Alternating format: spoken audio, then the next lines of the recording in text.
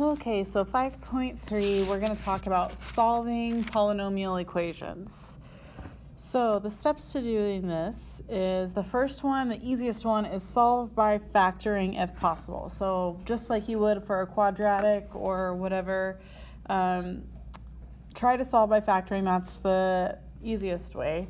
And then if factoring doesn't work, then use the quadratic formula, which no big deal. You guys can do the quadratic formula. So just a note, you can have real or complex solutions. So the real solutions are when you get a real number, and this is also whenever you have a root. So AKA where it crosses the what axis? The x-axis. Okay, so that's what a real solution is. So if you get a real number. If you get a complex solution, aka an imaginary number, okay, that's whenever it turns there, but not on the axis, the x-axis. So for example, if I had a graph and I would say, okay, it crosses here and here, but it turns there. So this would be your real solutions, and then right here where it's starting to turn, that would be the imaginary or complex solutions. Okay, recap on factoring. I know we did a lot of factoring last unit, but this is just a recap. Some of this you know, and some of it, it's been a while, but you have seen it. So of course, the easiest one is factoring out your GCF. Then you have factoring trinomials, so that's the product sum where you do the x thing. Perfect square trinomial, you don't use that as often. You can always use the product sum, so if you don't have that memorized, it's not the end of the world. Difference of squares, remember this, a squared minus b squared equals a plus b, and then times a minus b. Factoring by grouping, we've been doing that. And then the lovely, you thought it was going away, but it's not, the sum or difference of cubes. And that does pop up a few times in this lesson, so just be ready for that. We will be using this again. Yay. Okay, so let's go to the first problem. What are the real or imaginary solutions of each polynomial equation? What do we got to do? Well, first we need to move that 3x over, so that would give me 2x cubed minus 5x squared minus 3x equals 0, because you always have to have it equal 0. All right, what would be next? Well, we can factor out a GCF, so let's factor out an x. So that would give me x squared minus 5x minus 3 equals 0. Oh, I forgot the 2. Sorry, I knew I was missing something. 2. Okay, so now let's try the product sum. Hopefully it works. If not, we'll have to use a quadratic formula. So what adds to be negative 5 and multiplies to be 2 times negative 3, so negative 6. Be a positive and a negative, and your bigger number is negative. So negative 6 and 1. So this would be 2x squared, remember we have to factor by grouping, minus 6x plus x minus 3 equals 0. Go ahead and factor by grouping, and you would factor out a 2x there, x minus 3. There you can't factor out anything, so you're just going to do a positive 1. Then you get x minus 3. All right, our sets of parentheses match, so that's a great sign. That means we did it right. So we're going to have x times 2x plus 1 times x minus 3. Okay, and I forgot the equals 0 in the last two. Okay, so now that we have it completely factored, now we can set each piece equal to 0. So that would give me x equals 0. You would subtract 1, divide by 2, so negative 1/2 and positive 3. If you struggle doing these in your head, like this one, I understand. Just write it out. So 2x plus 1 equals 0. 2x equals -1. X equals -1/2. There is no shame in that at all. Okay, and then, oh, I forgot. We're done. So I'm going to go ahead and box my answer. Okay, the next problem. Same thing. We got to move over that x cubed, and I am going to write it in standard form. So that would give me 3x to the 4th minus 6x cubed plus 12x squared equals 0. Now let's go ahead and factor out a GCF because you can. So that would be what, 3x squared? Okay, so then that would give you x squared minus 2x plus 4 equals 0. So we need what adds to be -2 and multiplies to be 4. So that would be 2 negatives. Don't think you can, so it's unfactorable. Alrighty, so now if it's unfactorable, what do you get to do? That's right, the good old-fashioned quadratic formula. Also, don't forget about this 3x squared. It's not going anywhere, but I'm going to ignore it for the time being so I can do this quadratic formula. So you have x equals -2 plus or minus the square root of -2 squared minus 4 times 1 times 4 all over 2 times 1. Okay, so that would give you +2 plus or minus square root of -12 over 2. Square root of -12, you can simplify that. 12 becomes 4 and 3, so it's 2 square roots of 3. So now you have 2 plus or minus 2i square root of 3, because don't forget about the I, over 2.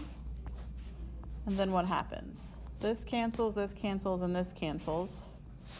So you have, as your final answer, x equals 1 plus or minus, you could say 1i, or just I square root of 3. Okay, but then don't forget up here, you still have this 3x squared. Don't forget that. So let's do that one. So if I set 3x squared equal to 0, divide both sides by 3, x would equal 0. So technically, this one would have 2 zeros, right? It would have a 0 with a multiplicity of 2. But since this one is just wanting to know the solutions, they're not wanting you to know if it's going to bounce or if it's going to go through. You only have to put it once. But if you were dealing with graphing, or if they asked you the multiplicities, then you would need to do that. Okay, keep trucking. All right, so letter C. Yay, we have a difference of cubes formula. So this is the plus one, so this, I'll just write it down for us. So if you have a cubed plus b cubed, that's going to be a plus b times a squared minus ab plus b squared. So that's the formula. It's also at the front or the first page of these notes. So if you don't have it on your homework, you can get it there. So let's get to work. We've got, let's see here. Our a for this one is going to be x, and our b is going to be the cube root of 64. So that would just be 4.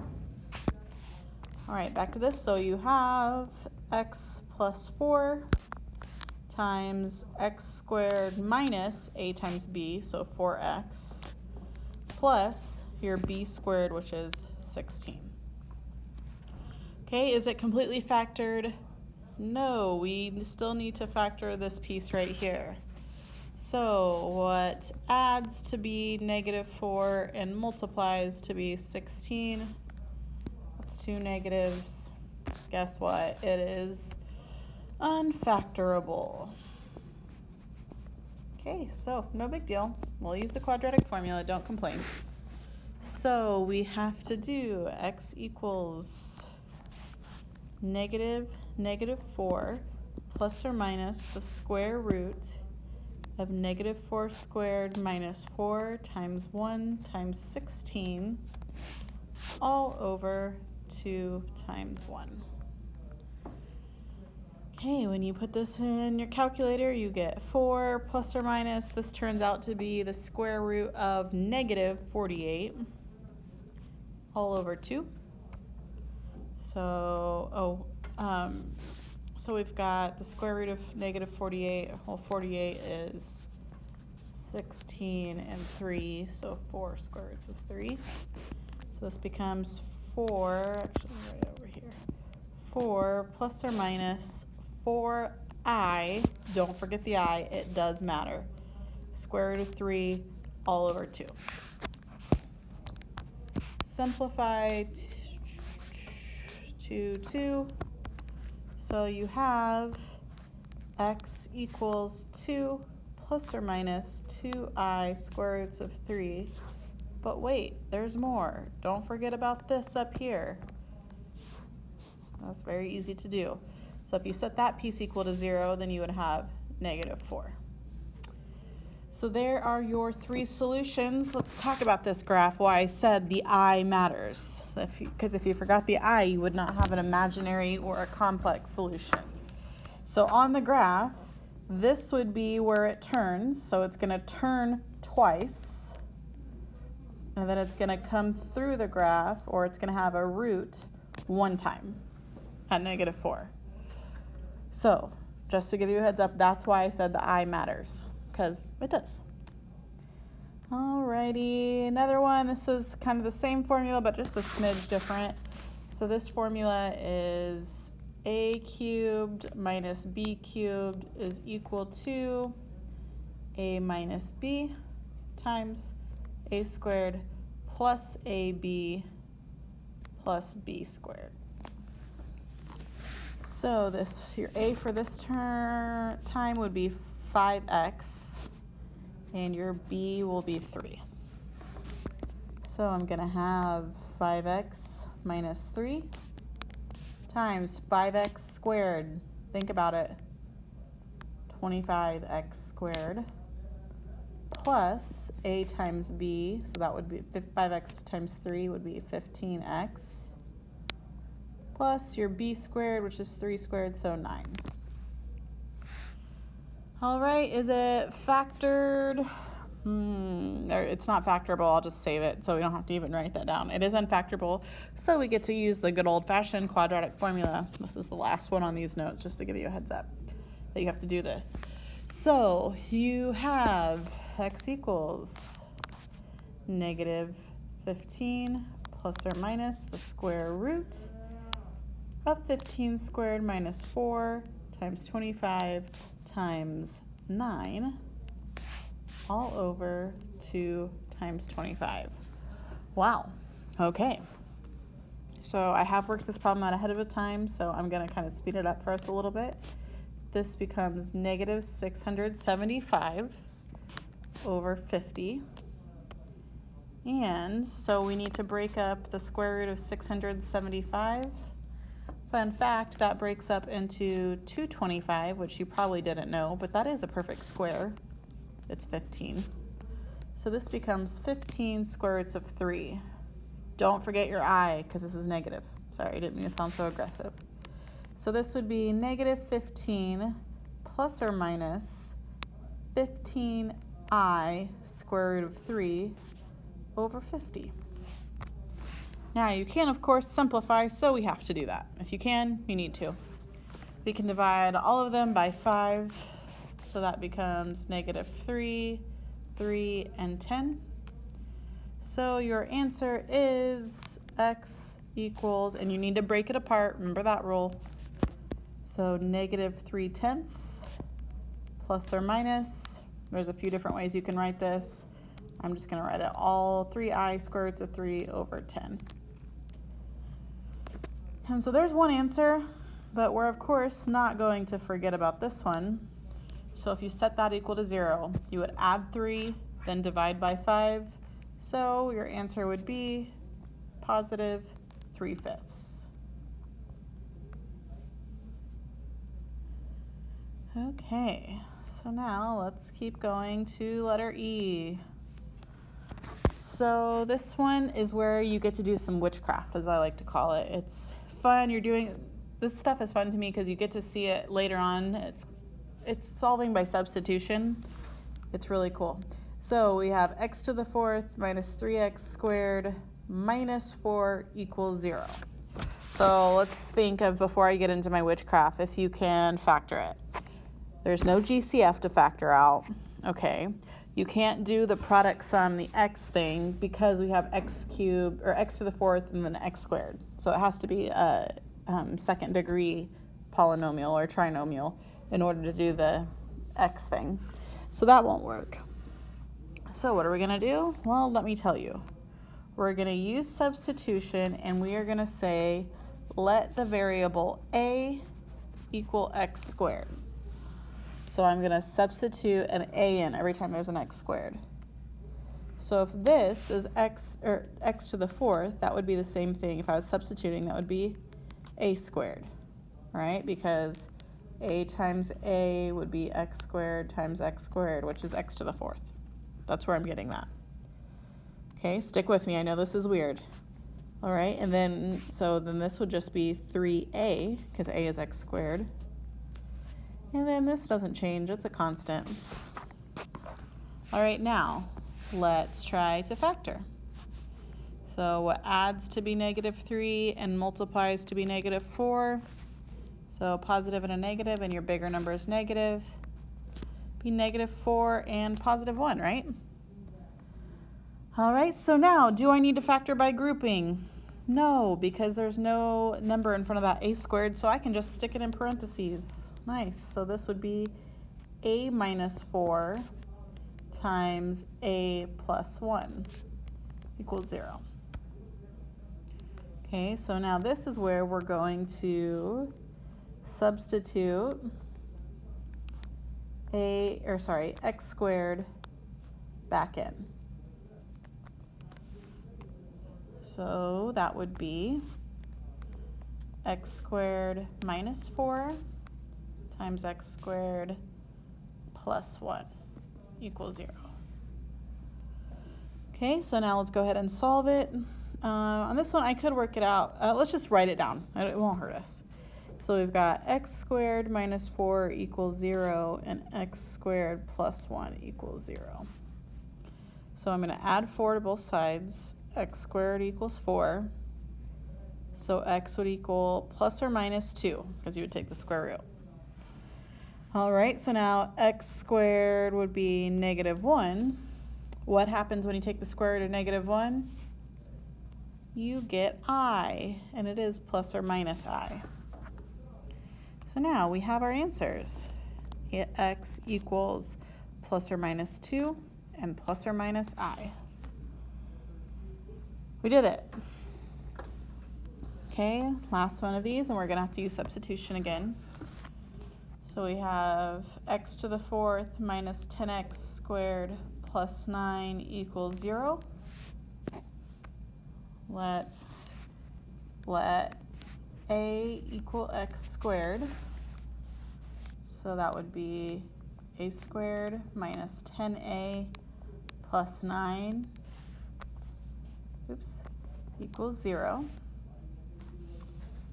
We need what adds to be -10 and multiplies to be 9. So that would be 2 negatives, right? So -1 and -9, I believe. Yep. Wait, nope. Yep, that's right. Sorry. I'll get it together eventually.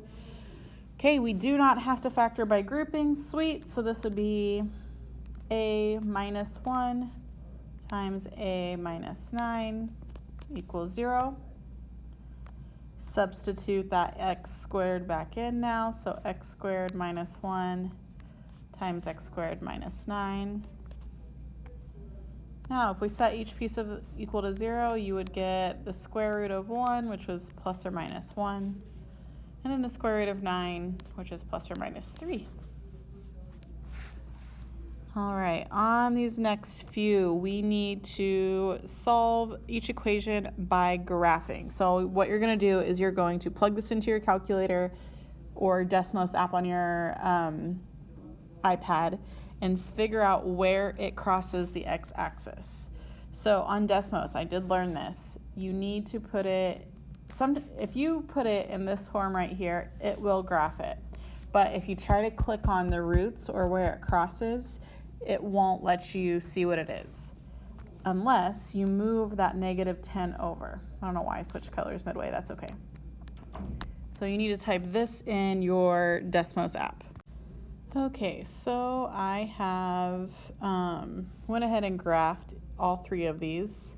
So this is actually the easiest way to solve these. So if you are taking the ACT and you have a graphing calculator and it's all easy, like rational number to find, it's whenever it's a complex number or square root that won't work. You'll have to do it by hand to get an exact amount. But like this, the easiest way to find the solutions is to graph it and figure out where it crosses the x-axis. So this would be x is equal to -2, 1, and 5. Okay, all right, so now this one, again, easy.